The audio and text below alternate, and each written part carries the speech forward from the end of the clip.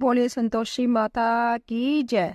दोस्तों, आज हम संतोषी माता व्रत कथा लेकर आए हैं। आइए शुरू करते हैं। एक बुढ़िया थी और उसके 7 पुत्र थे। 6 कमाने वाले थे, एक निकम्मा था। बुढ़िया माँ 6 पुत्रों की रसोई बनाती, भोजन कराती और पीछे से जो कुछ बचता सो 7वें को दे देती थी। परंतु वह बड़ा भोला भाला था, मन में कुछ विचार न करता था। एक दिन अपनी बहू से बोला, देखो मेरी माता का मुझ पर कितना प्यार है। वह बोली, क्यों नहीं, सबका जूठा बचा हुआ तुमको खिलाती है। मैं बोला, भला ऐसा भी कहीं हो सकता है? मैं जब तक आंखों से न देख लूं मान नहीं सकता। बहू ने हंसकर कहा, तुम देख लोगे तब तो मानोगे न। कुछ दिन बाद बड़ा त्योहार आया। घर में 7 प्रकार के भोजन और चूरमा के लड्डू बने। वह जांचने को सिर दर्द का बहाना कर पतला कपड़ा सिर पर ओढ़कर रसोई घर में सो गया और कपड़े में से सब देखता रहा। संतोषी माता की व्रत कथा के अनुसार 6 भाई भोजन करने आए। उसने देखा माँ ने उनके लिए सुंदर सुंदर आसन बिछाए है, 7 प्रकार की रसोई परोसी है। वह आग्रह करके जिमाती है। मैं देखता रहा। 6 भाई भोजन कर उठे, तब माता ने उनकी जूठी थालियों में से लड्डू के टुकड़े को उठाया और एक लड्डू बनाया। जूठन साफ कर बुढ़िया माँ ने पुकारा, उठो बेटा, 6 भाई भोजन कर गए, अब तू ही बाकी है, उठना, कब खाएगा? वह कहने लगा, माँ मुझे भोजन नहीं करना, मैं परदेश जा रहा हूँ। माता ने कहा, कल जाता हो तो आज ही जा। मैं बोला, हाँ हाँ आज ही जा रहा हूँ। जय कहकर वह घर से निकल गया। चलते समय बहू की याद आई। वह गौशाला में उपले थाप रही थी। वहीं जाकर उससे बोला, हम जावे परदेश को, आगे कुछ काल तुम रहे संतोष से, धर्म आपनो पाल। वह बोली, जाओ पिया आनंद से, हमरू सोच हटाए, राम भरोसे हम रहे, ईश्वर तुम्हें सहाय। दे निशाने अपने देख दरू में देर, सोदी हमरी मति बिसारियो, रखियो मन गंभीर। वह बोला, मेरे पास तो कुछ नहीं, जय अंगूठी है, सो ले और अपनी कुछ निशानी मुझे दे। मैं बोली, मेरे पास क्या है? जय गोबर भरा हाथ है। जय कहकर उसकी पीठ में गोबर के हाथ की थाप मार दी। वह चल दिया। चलते चलते दूर देश में पहुंचा। वहां पर एक साहूकार की दुकान थी। वहां जाकर कहने लगा, भाई मुझे नौकरी पर रख लो। साहूकार को जरूरत थी, बोला, रह जा। लड़के ने पूछा, वेतन क्या दोगे? साहूकार ने कहा, काम देखकर दाम मिलेंगे। साहूकार की नौकरी मिली। वह सवेरे 7 बजे से रात तक नौकरी बजाने लगा। कुछ दिनों में दुकान का सारा लेन देन, हिसाब किताब, ग्राहकों को माल बेचना, सारा काम करने लगा। साहूकार के 7-8 नौकर थे। वह सब चक्कर खाने लगे कि जय तो बहुत होशियार बन गया है। सेठ ने भी काम देखा और 6 महीने में उसे आधे मुनाफे का साझेदार बना लिया। और वह 12 वर्ष में ही नामी सेठ बन गया और मालिक सारा कारोबार उस पर छोड़कर बाहर चला गया।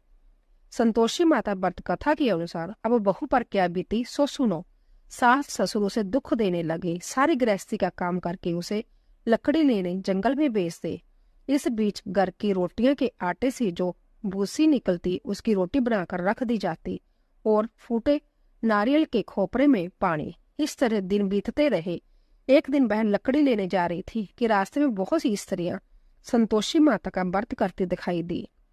वह वहां खड़ी हो कथा सुनकर बोली, बहनों, जय तुम किस देवता का व्रत करती हो और इसके करने से क्या फल मिलता है? इस व्रत के करने की क्या विधि है? यदि तुम अपने व्रत का विधान मुझे समझा कर कहोगी तो मैं तुम्हारा एहसान मानूंगी। तब उनमें से एक स्त्री बोली, सुनो, यह संतोषी माता का व्रत है और संतोषी माता की कथा है। इसके करने से निर्धनता, गरीबी का नाश होता है, लक्ष्मी आती है, मन की चिंताएं दूर होती है, घर में सुख होने में से मन को प्रसन्नता और शांति मिलती है, निपुत्र को पुत्र मिलता है, प्रीतम बाहर गया हो तो जल्दी आवे, कुमारी कन्या को मनपसंद वर मिले, राजद्वारे में बहुत दिनों से मुकदमा चलता हो तो खत्म हो जावे, सब तरह के सुख शांति हो, घर में धन जमा हो, पैसा जायदाद का लाभ हो, रोग दूर हो जावे तथा और जो कुछ मन में कामना हो वह सब इस संतोषी माता की कृपा से पूरी हो जावे। इसमें संदेह नहीं। वह पूछने लगी, जब व्रत कैसे किया जावे, यह भी बताओ तो बड़ी कृपा होगी। स्त्री कहने लगी, 1.25 रुपए का गुड़ चना लेना, इच्छा हो तो 5.25 रुपए का ले लेना, या 11.25 रुपए का भी सहूलियत अनुसार लेना। बिना परेशानी, श्रद्धा और प्रेम से जितना बन सके लेना। 1.25 से 5.25 तथा इससे भी ज्यादा शक्ति और भक्ति अनुसार ले। हर शुक्रवार को निराहार रह संतोषी माता की कथा कहना सुनना। इसके बीच कर्म टूटे नहीं, लगातार नियम पालन करना। सुनने वाला कोई ना मिले तो घी का दीपक जलाकर उसके आगे जल के पात्र को रख कथा कहना, परंतु नियम न टूटे। जब तक कार्य सिद्ध न हो नियम पालन करना और कार्य सिद्ध हो जाने पर ही व्रत का अध्यापन करना। 3 मास में माता फल पूरा करती है। यदि किसी को खोटे ग्रह हो तो भी माता 1 वर्ष में अवश्य कार्य को सिद्ध करती है। कार्य सिद्ध होने पर ही अध्यापन करना चाहिए, बीच में नहीं। अध्यापन में 2.5 सेर आटे का खाजा तथा इसी परिमाण से खीर तथा चने का साग करना। 8 लड़कों को भोजन कराना। जहां तक मिले देवर जेठ भाई बंधु कुटुंब के लड़के लेना, ना मिले तो रिश्तेदार और पड़ोसियों के लड़के बुलाना, उन्हें भोजन कराना। यथाशक्ति दक्षिणा दे माता का नियम पूरा करना। उस दिन घर में कोई खटाई न खावे। यह सुनकर बुढ़िया के लड़के की बहू चल दी। रास्ते में लकड़ी के बोझ को बेच दिया और उन पैसों से गुड़ चना ले माता के व्रत की तैयारी कर आगे चली और सामने मंदिर देख पूछने लगी, यह मंदिर किसका है? सब कहने लगे संतोषी माता का मंदिर है। जय सुन माता के मंदिर में जा माता के चरणों में लौटने लगी। दीन होकर विनती करने लगी, माँ मैं निपट मूर्ख हूँ, व्रत के नियम कुछ नहीं जानती, मैं बहुत दुखी हूँ। हे माता जगजननी, मेरा दुख दूर करो, मैं तेरी शरण में हूँ। माता को दया आई। एक शुक्रवार बीता कि दूसरे शुक्रवार को ही इसके पति का पत्र आया और तीसरे को उसका भेजा हुआ पैसा भी आ पहुंचा। जह देख जेठानी मुंह से उकड़ने लगी, इतने दिनों में पैसा आया, इसमें क्या बड़ाई है? लड़के ताने देने लगे, काकी के पास अब पत्थर आने लगी है, रुपया आने लगा है, अब तो काकी की खातिर बढ़ेगी, अब तो काकी बुलाने से भी नहीं बोलेगी। बेचारी सरलता से कहती, भैया पत्थर आवे रुपया आवे तो हम सबके लिए अच्छा है। ऐसा कहकर आंखों में आंसू भरकर संतोषी माता के मंदिर में मातेश्वरी के चरणों में गिरकर रोने लगी। माँ मैंने तुमसे पैसा नहीं मांगा, मुझे पैसे से क्या काम है, मुझे तो अपने सुहाग से काम है, मैं तो अपने स्वामी के दर्शन और सेवा मांगती हूँ। तब माता ने प्रसन्न होकर कहा, जा बेटी तेरा स्वामी आएगा। जय सुनबैक खुशी से बावली हो घर में जा काम करने लगी। अब संतोषी माँ विचार करने लगी, इस भोली पुत्री से मैंने कह तो दिया तेरा पति आवेगा, पर आवेगा कहाँ से? वह तो स्वप्न में भी इसे याद नहीं करता, उसे याद दिलाने मुझे जाना पड़ेगा। इस तरह माता बुढ़िया के बेटे के पास जा स्वप्न में प्रकट हो कहने लगी, साहूकार के बेटे सोता है या जागता है? वह बोला, माता सोता भी नहीं हूँ जागता भी नहीं हूँ, बीच में ही हूँ, कहो क्या आज्ञा है? माँ कहने लगी, तेरा घर बार कुछ है या नहीं? वह बोला, मेरा सब कुछ है माता, माँ बाप है, भाई बहन है, बहू है, क्या कमी है?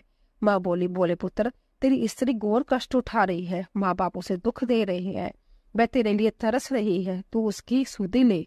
वह बोला, हाँ माता जय तो मुझे मालूम है, परंतु मैं जाऊं तो जाऊं कैसे? प्रदेश की बात है, लेन देन का कोई हिसाब नहीं, कोई जाने का रास्ता नजर नहीं आता, कैसे चला जाऊं? माँ कहने लगी, मेरी बात मान, सवेरे नहा धोकर संतोषी माता का नाम ले, घी का दीपक जला, दंडवत कर दुकान पर जा बैठना। देखते देखते तेरा लेन देन सब चुक जाएगा, जमा माल बिक जाएगा, साज होते होते धन का ढेर लग जाएगा। जब सवेरे बहुत जल्दी उठकर उसने लोगों से अपने सपने की बात कही तो वह सब उसकी बात अनसुनी कर दिल लगी उड़ाने लगे। कहीं सपने भी सच होते हैं। एक बूढ़ा बोला, देख भाई मेरी बात मान, इस प्रकार सच झूठ करने के बदले देवता ने जैसा कहा है वैसा ही करने को तेरा क्या जाता है? वह बूढ़े की बात मानकर स्नान कर संतोषी माँ को दंडवत कर घी का दीपक जलाकर दुकान पर जा बैठा। थोड़ी देर में वह क्या देखता है कि देने वाले रुपया लाए, लेने वाले हिसाब लेने गए। कोठे से परे सामानों के खरीदार नगद दाम में सौदा करने लगे। शाम तक धन का ढेर लग गया। माता का चमत्कार देख प्रसन्न हो मन में माता का नाम ले घर ले जाने के वास्ते गहना कपड़ा खरीदने लगा। वहां के काम से निपट कर वह घर को रवाना हुआ।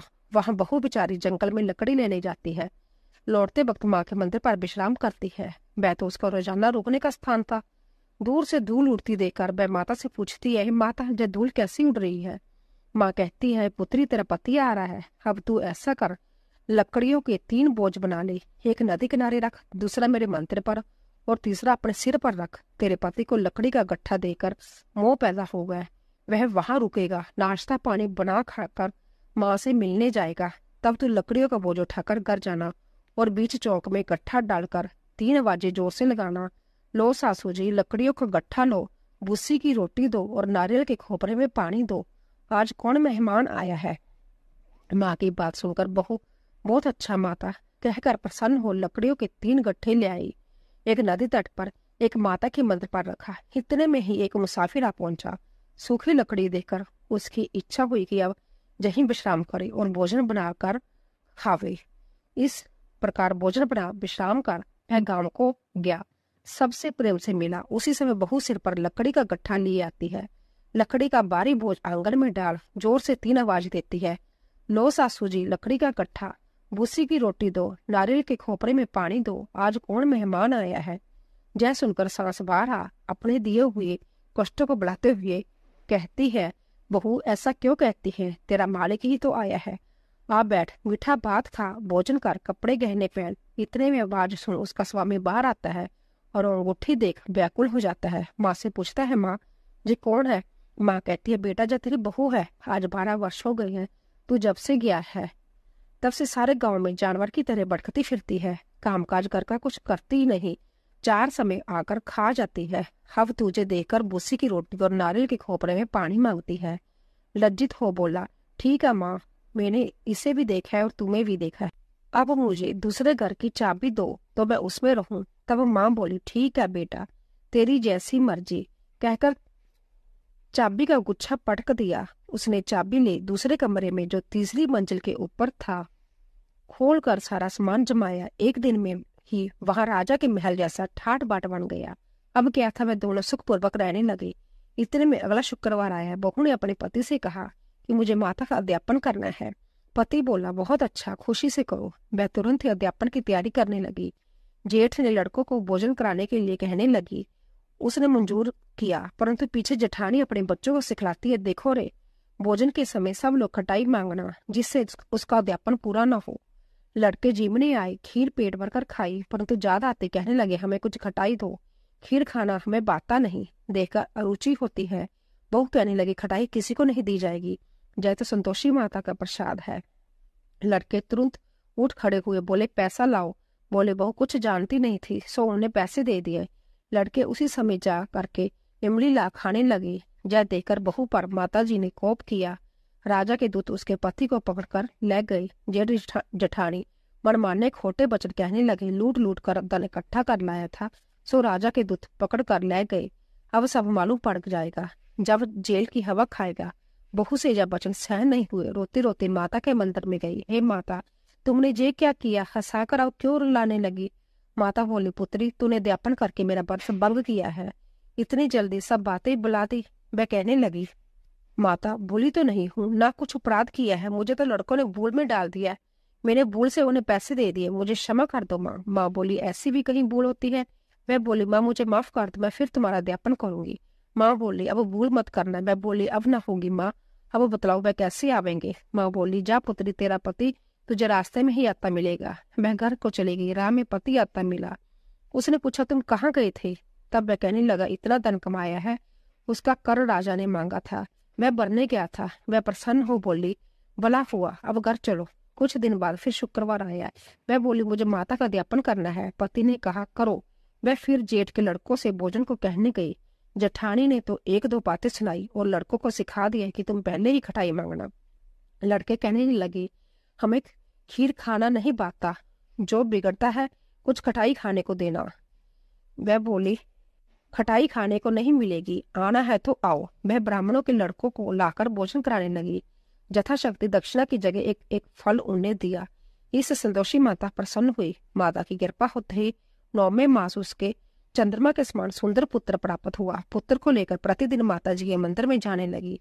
माँ ने सोचा कि जय रोज आती है, आज क्यों ना मैं ही इसके घर चलूं, इसका आसरा देखो तो सही। यह विचार कर माता ने भयानक रूप बनाया। गुड़ और चने से सना मुख, ऊपर सूंड के समान होंठ, उस पर मक्खियां बना रही थी। दहलीज में पांव रखते ही उसकी सांस चलाई। देखो रे, कोई चुड़ैल डाकन चली आ रही है, लड़को इसे भगाओ, नहीं तो किसी को खा जाएगी। लड़के डरने लगे और चिल्लाकर खिड़की बंद करने लगे। बहू रोशनदान में से देख रही थी, प्रसन्नता से पगली होकर चिल्लाने लगी, आज मेरी माता जी मेरे घर आई है। यह कहकर बच्चे को दूध पिलाने को हटाती है। इतने में सांस का क्रोध फूट पड़ा। बोली, रांड, इसे देखकर कैसी उतावली हुई है जो बच्चे को पटक दिया। इतने में माँ के प्रताप से जहाँ देखो वही लड़के ही लड़के नजर आने लगे। वह बोली, माँ जी, मैं जिनका व्रत करती हूँ ना, यह वही संतोषी माता है। इतना कह झट के सारे घर के कवाड़ खोल देती है। सबने माता के चरण पकड़ लिए और विनती कर कहने लगे, हे माता, हम मूर्ख हैं, हम अज्ञानी हैं, पापी हैं, तुम्हारे व्रत की विधि हम नहीं जानते। तुम्हारा व्रत बक कर हमने बहुत बड़ा अपराध किया है। हे माता, आप हमारा अपराध क्षमा करो। इस प्रकार माता प्रसन्न हुई। माता ने बहू को जैसा फल दिया वैसा सबको दिया। जो यह कथा पढ़े और सुने उसका हर मनोरथ पूर्ण करना। बोली संतोषी माता की जय। तो दोस्तों, जाने से पहले कमेंट बॉक्स में जय संतोषी माता लिखे और कथा को ज्यादा से ज्यादा शेयर करें। आप सभी का धन्यवाद।